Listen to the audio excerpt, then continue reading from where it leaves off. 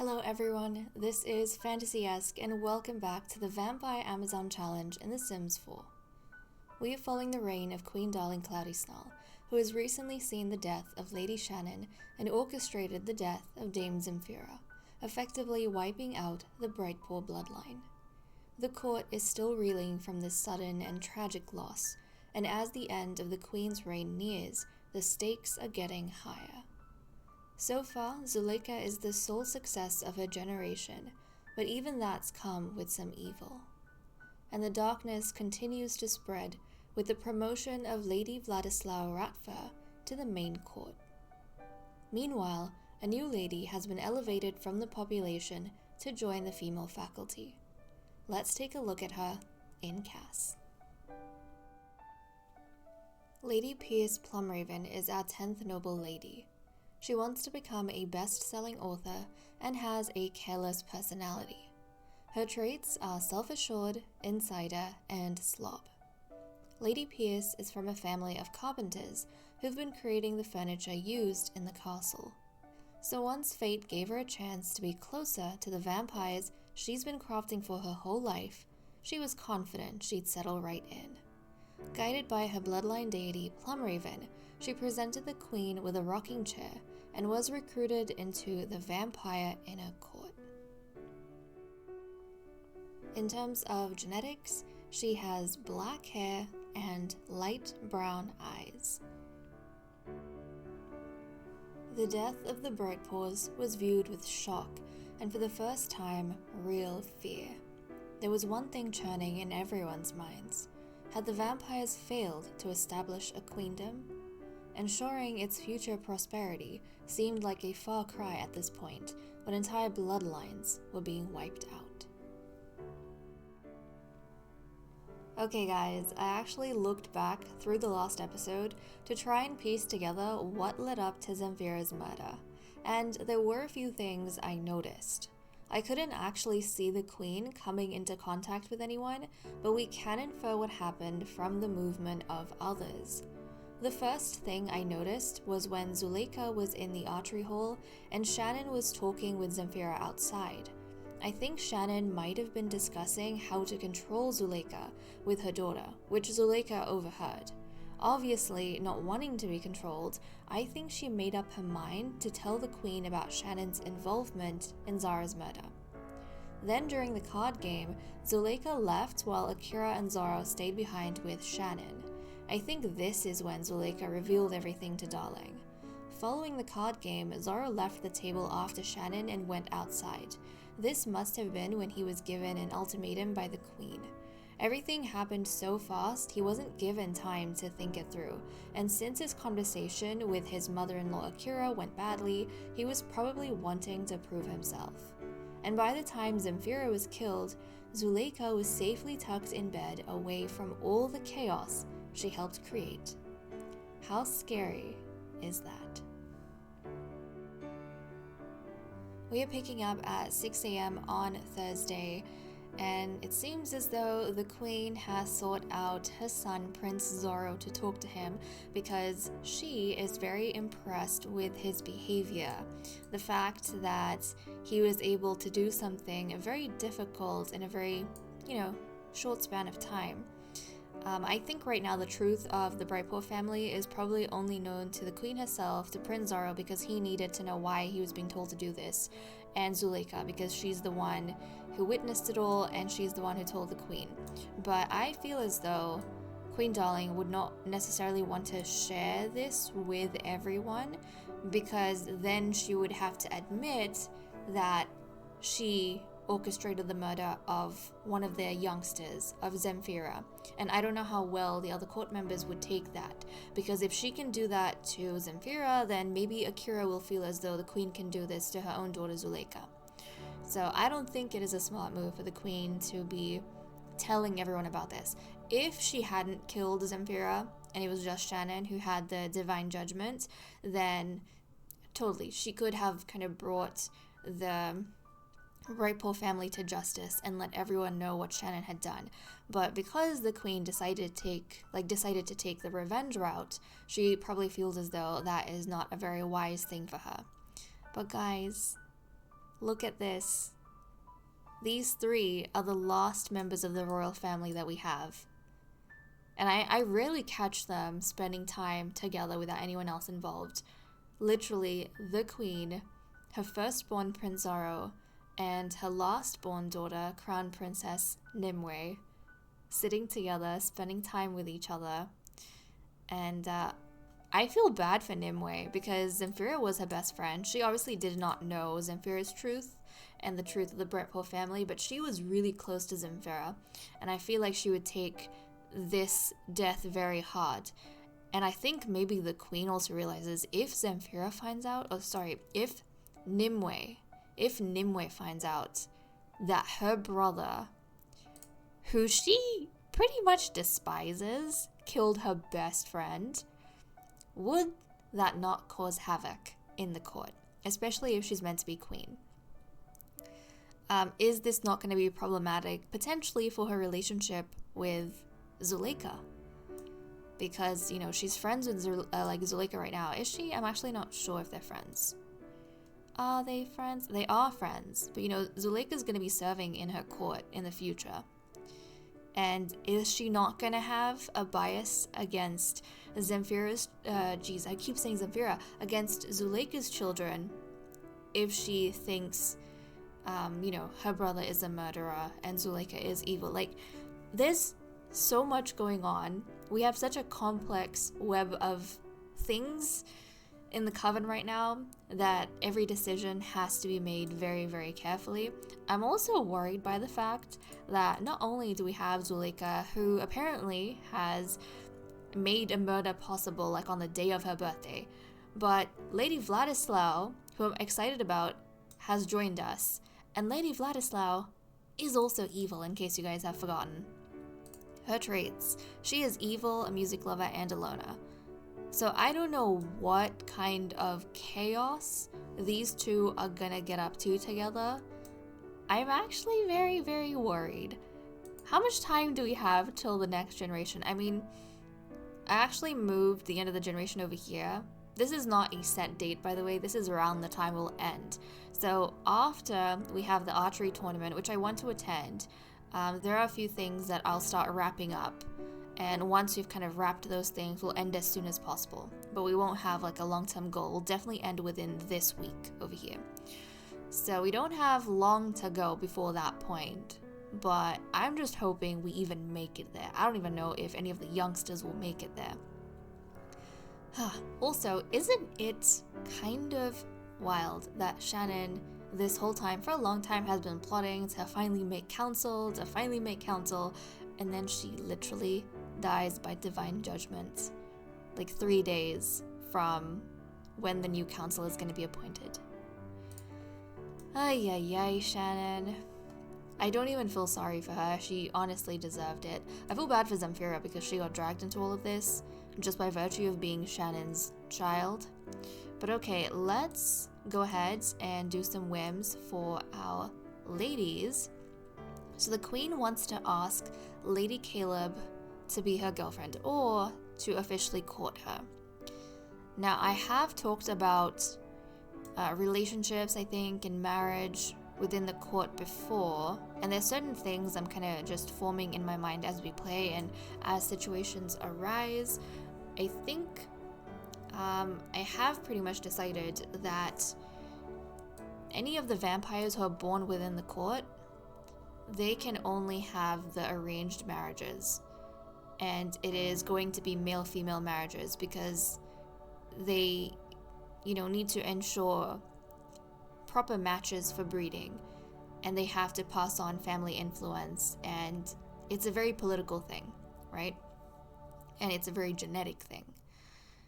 But for members of the court that were not born within it, like Queen Darling and Akira and Caleb and Lilith, I feel as though female marriages should be okay, because they're never going to be matched up with a male born within the court. So it's okay for them to pursue like a love marriage.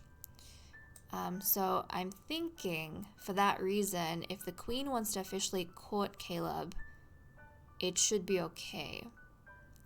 Now, obviously, most of the future, hopefully all the future queens we have, because it means they'll be born within the court, won't really have this kind of opportunity for themselves.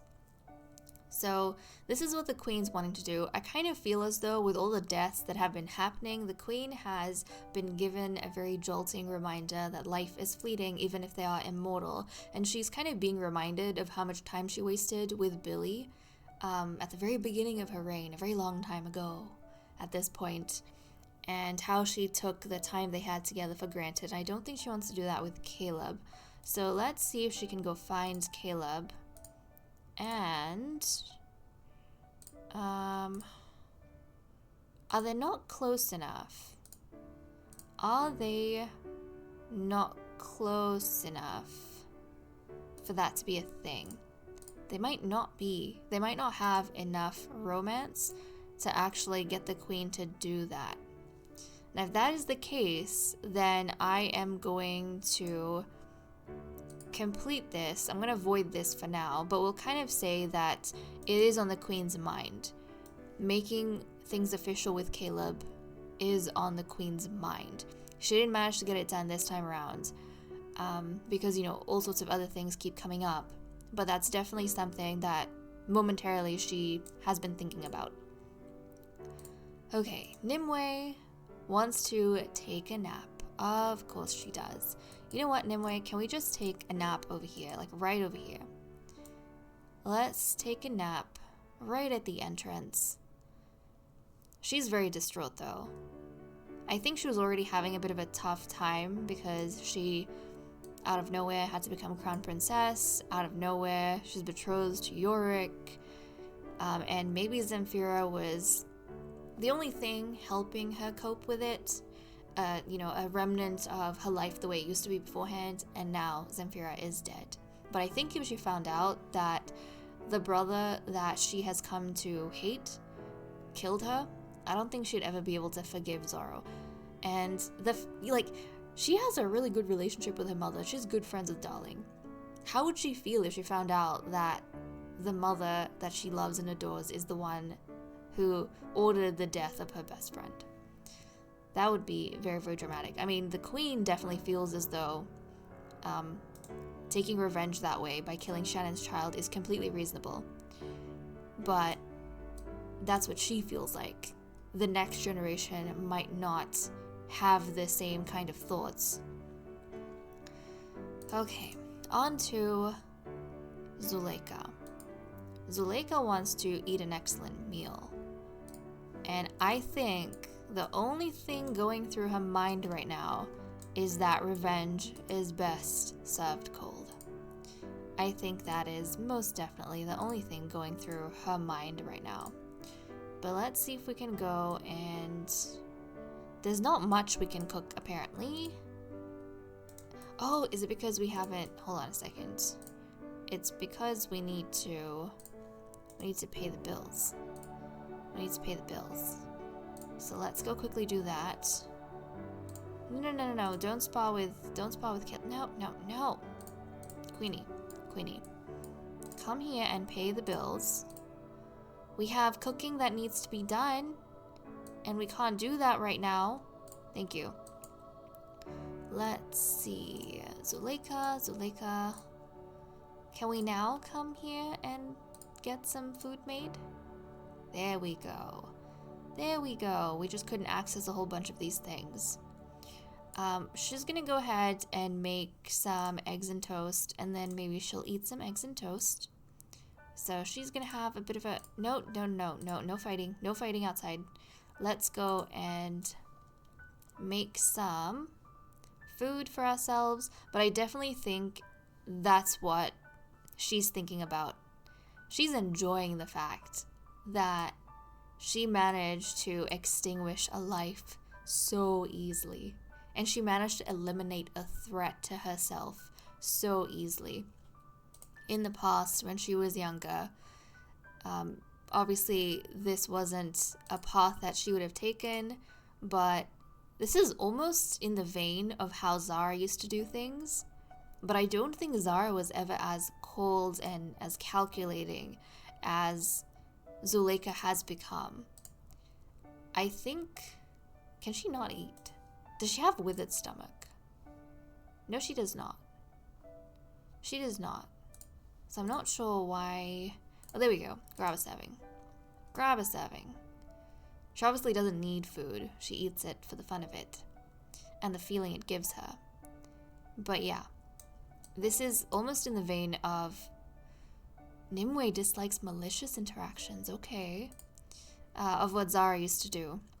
But I feel like Zara was very emotional and kind of heated and didn't think things through, and she did a lot of stuff on impulse, whereas Zuleika is scary because she actually thinks about it, she plans about it, and it makes sense because she was very studious when she was younger, so I feel like she has the capacity to come up with something this sinister and see it to fulfillment. Okay, well, there is that. Lady Vladislav. Oh, I didn't talk about this, but Vladislav actually can't sleep in a bed. She needs a coffin. So we have actually gone ahead and put a coffin in this room. This is where Shannon used to stay before. But obviously now that she's no longer here, this room now belongs to Lady Vladislav. But let's get her up and see what she wanted to do. She wanted to play any instrument. And remember how a while back we lost a violin? I'm pretty sure Zorro took the violin because I spotted it somewhere. Like, I spotted him playing it at one point. It's now in the Queen's chamber. So why don't we get her to come here? Actually, I can just put this in her inventory and she can play the violin. We'll go do that. She can play the violin in her chambers. Just some private time, you know? I honestly wonder what's going through Vladislav's head. I'm really curious to see how her relationship with Zuleika is going to be, because they're the two evil sims we have right now in the court. Are they going to be friendly or not so much? How is she currently with everyone? I mean, she has a good impression of Zuleika and Caleb and Queen Darling and Lilith and Nimue. Nothing much happening with Akira. She has a good compatibility with Zuleika, and Darling and Akira. So it would be very, very, I don't know, I feel dangerous if Zuleika and Vladislav started putting their head together to kind of do stuff to other people. But you know what? I feel like Vladislav is also a very creepy and sinister character because she was, after everyone else kind of left the crypt, she was mourning Crown Princess Zara, and she wasn't even close to Zara. She was kind of mourning Zara, and she was going back and forth between the crypts, mainly the royal crypts when no one else was here. She was visiting the royal crypts and everyone was over at the noble one. And I kind of feel like that Vladislav is the type of vampire who will tell others how terribly sad it is that someone died, but then in private, she would almost, you know, enjoy, like, she would visualize their deaths while playing an instrument and having music around her, because somehow the morbidness of others dying, it's like reading a book to her, you know. It's an experience. It's a sensory thing for her that really gets her. It's like bliss. It's like bliss to her. She's experiencing bliss. But she does it in private, which is terrifying, I feel, because the others don't really see this side of her since she is a loner. She keeps the creepiest part of herself to herself. Like, others might see her playing music and they might think that, oh, she's making such beautiful music, or, well, at this point she's not that skilled, so maybe she's just, you know, practicing music. But within Lady Vladislav's mind, this is not necessarily happy music she's playing. She's replaying. This is like a soundtrack to the death scene going on in her head. And if she gets really sad about someone, like Zara, or if she gets really attached to, you know, one of the urns down in the crypt, I feel like it's because she is probably having the most enjoyment or getting the most enjoyment out of visualizing their deaths. It's very creepy. The fact that we let someone like this raise the children, it's very concerning. And finally, with Lady Caleb, she wants to discuss fine cuisine. So let's see who she has the closest relationship with.